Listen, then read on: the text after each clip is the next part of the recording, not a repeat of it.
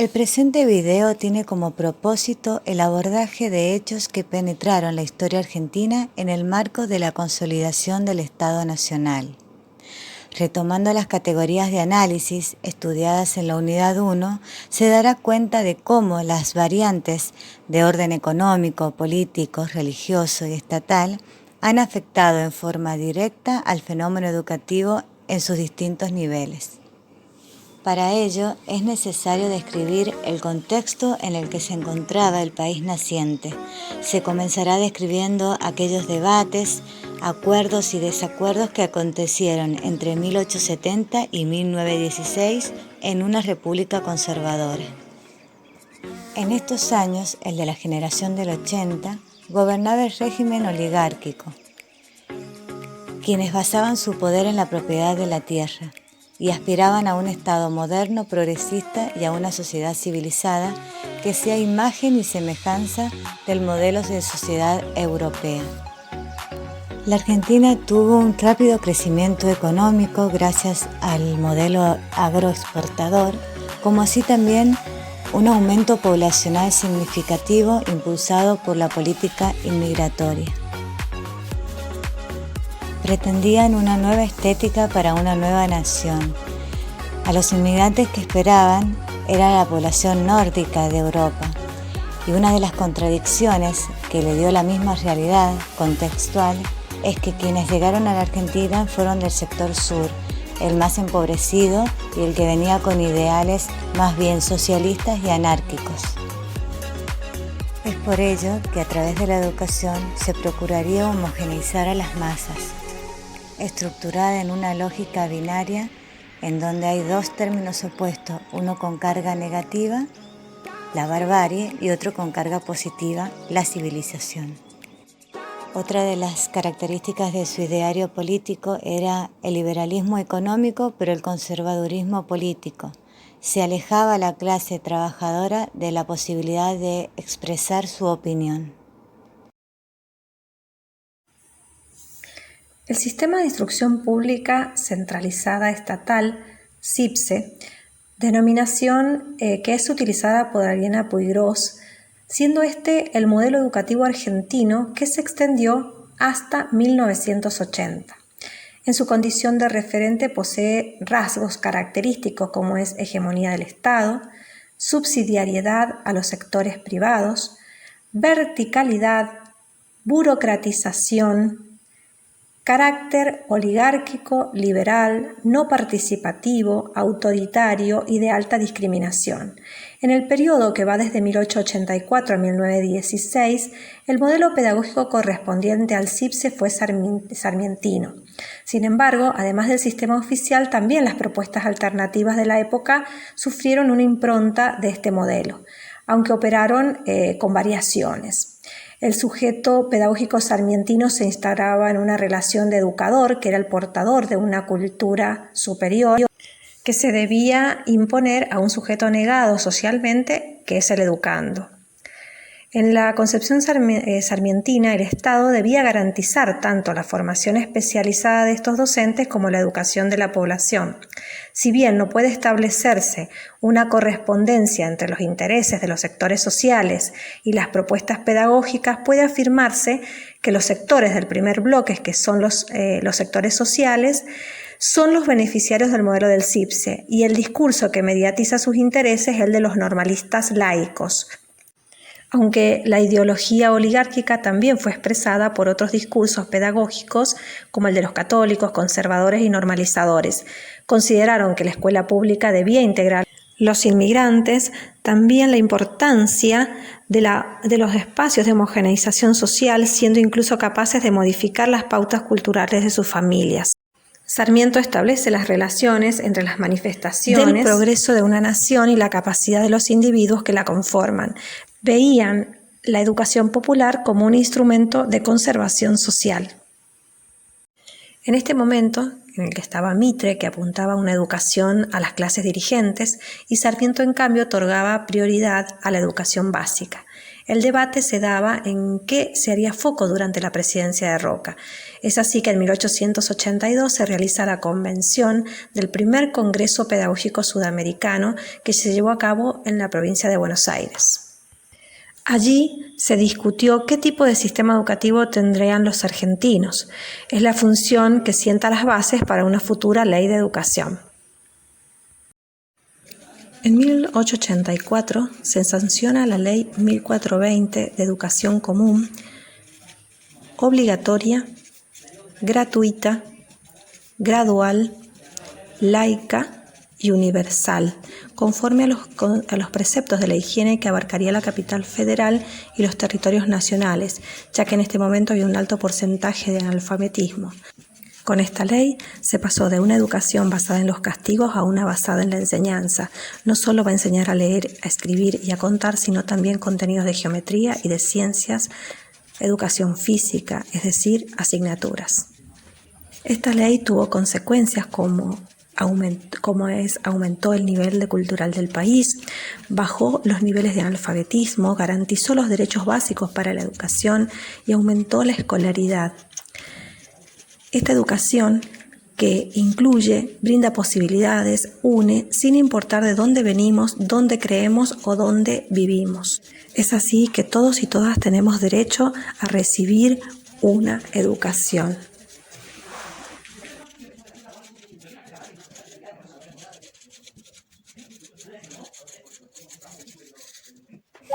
En el periodo de 1890 y 1930 situamos el proyecto normalizador que tuvo como objetivo formar maestros para el sistema de educación pública.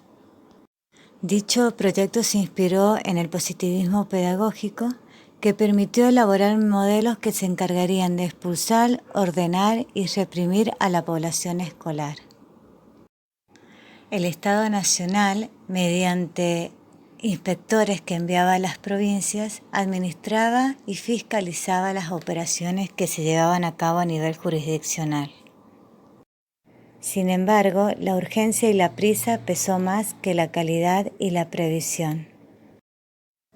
El proyecto se caracterizó por sus limitaciones y ambigüedades en relación a las prácticas y a lo que estipulaba la letra. En cuanto a las limitaciones, encontramos pobreza material y simbólica, estudiantado pobre y la infraestructura que no ayudaba a la ejecución de las clases. Y en cuanto a las ambigüedades, primero se abogaba por el crecimiento y luego se pedía moderar el perfil inclusivo. Se procuró homogeneizar a las masas, pero cada contexto local y particular hacía que las prácticas fuesen diversas. Con una ley 1420 para escuelas primarias, en un contexto de violencia con políticas liberales que beneficiaban a los grandes capitales, ante estos hechos, Laínez sostiene que el crecimiento del país y su orden dependen de la inversión educativa para detener el movimiento socialista y anarquista a través de la alfabetización.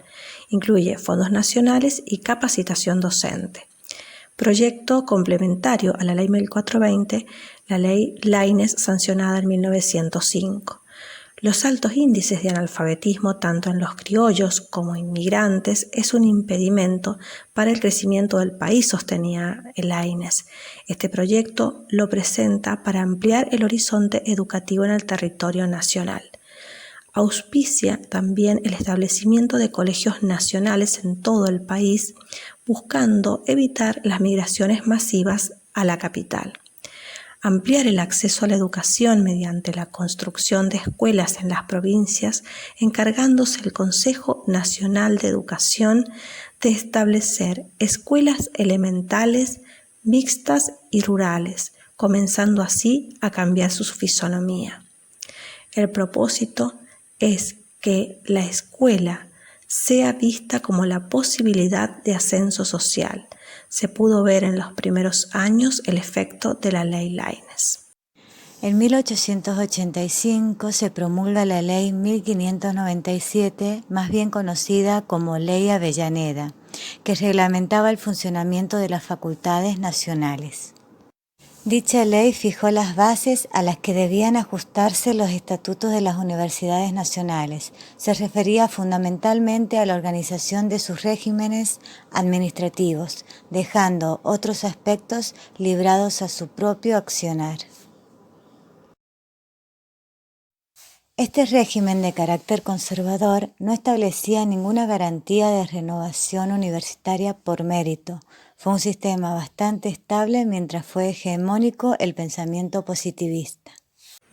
En cuanto al nacionalismo patriótico y los rituales, en el texto Adriana Puiggrós da a conocer cómo, en la oposición del gobierno que estaba en ese momento, hacía referencia a que la orientación nacionalista de la enseñanza escolar se vinculaba con la posición sobre la injerencia del Estado en la educación, que reduce al individuo a cero, y además se apropió de su educación bajo la mirada de uniformarla en todo el país para hacer patriotismo, ante la cual la bandera era el nacionalismo escolar.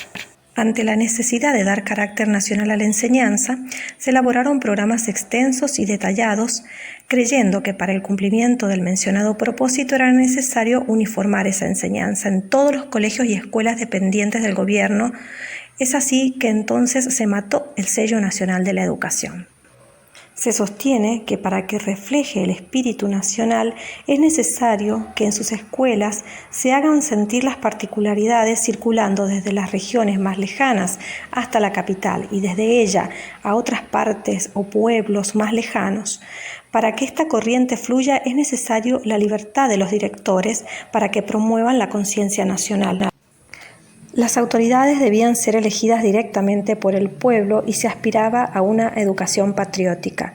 Vergara sostenía que el carácter nacional de la enseñanza debe ser un reflejo de las particularidades de nuestro pueblo para que así se manifieste el espíritu argentino. Encerrada en las conductas normalizadoras, adornos en las fiestas escolares, cantos patrióticos, la subordinación a los retratos de los próceres y las prácticas de lectura y escritura correctas del idioma nacional, la inoculación del principio de autoridad era una función privilegiada. El nacionalismo se había instalado en el núcleo del normalismo. Desde los orígenes, el nacionalismo normalista no es independiente de sus rituales escolares y esos rituales tienen un carácter determinante, profundo en la relación entre el patriotismo y lo escolar. Es corporal, gestual, determina el sitio de su individualidad en el tiempo histórico y otorga un lugar. Hasta el momento, la clase conservadora se mantuvo en el poder de la nación a través del fraude electoral. El voto era cantado, no había padrones y se intimidaba a la clase trabajadora para que no diera su opinión. En el año 1912 se sanciona la ley Sáenz Peña que promueve el voto obligatorio, secreto y masculino. Recién la mujer podrá votar en 1947. En 1916, el líder de la Unión Cívica Radical, Hipólito Yrigoyen, gana las elecciones y se convierte en el presidente de la nación. Se propone como fuerza moral con la misión de construir la nación. Se distingue también del Partido Conservador en la llamada cuestión social. Se acerca a los trabajadores, decide a favor de los obreros, recibe a sindicalistas y media en los conflictos. Con respecto a la pedagogía que propone, se establecen ideas como liberación personal, transformación social, beneficio de la colectividad, el sentido de bien común, justicia y equidad.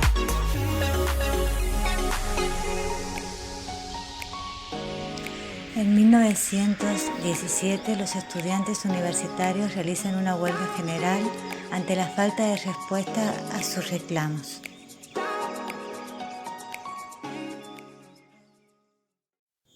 Los jóvenes exigen una reforma universitaria. En el diario La Gaceta exhiben el manifiesto que fue elaborado por Deodoro Roca. Este documento cristalizaba los principales postulados reformistas y expresaba una profunda crítica a una universidad conservadora y a un régimen académico que llevó a mediocrizar la enseñanza. y acerrarse a la ciencia. Hipólito Yrigoyen apoyó la reforma en el cual se estableció concursos para docentes, asistencia libre, periodicidad de las cátedras, cogobierno e igualdad, democracia universitaria, gratuidad de los estudios y autonomía de la casa de estudios.